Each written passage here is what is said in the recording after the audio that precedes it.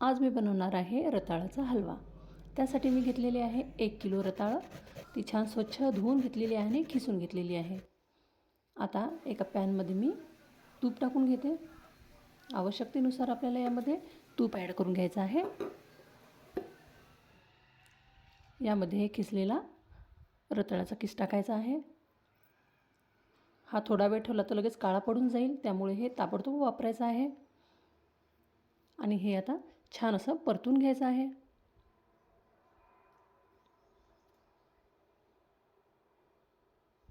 छान असं मिक्स करून घ्यायचं आहे। व्हिडिओ जर आवडत असेल तर सबस्क्राईब करायला विसरू नका। सोप्या सोप्या रेसिपीज आहे जे तुमच्यासाठी मी घेऊन आलेली आहे। हे परतवतच राहायचं आहे कारण की हे जळालं नाही पाहिजे। छान हे बघा, हे लगेच शिजून जाते 5 मिनिटांमध्ये।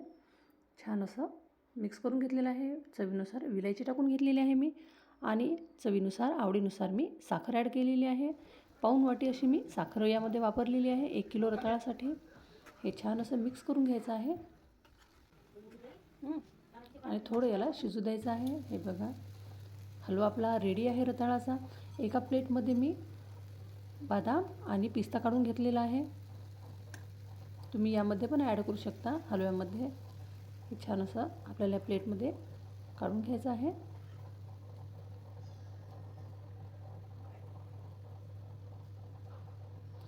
आणि याच मिश्रणामध्ये जर तुम्ही दूध ॲड केलं तर ती तुमची रताळ्याची खीर रेडी होईल। हे बघा, खूप छान असा रताळाचा पौष्टिक हलवा असा रेडी आहे। व्हिडिओ आवडला असेल तर एक लाईक करा।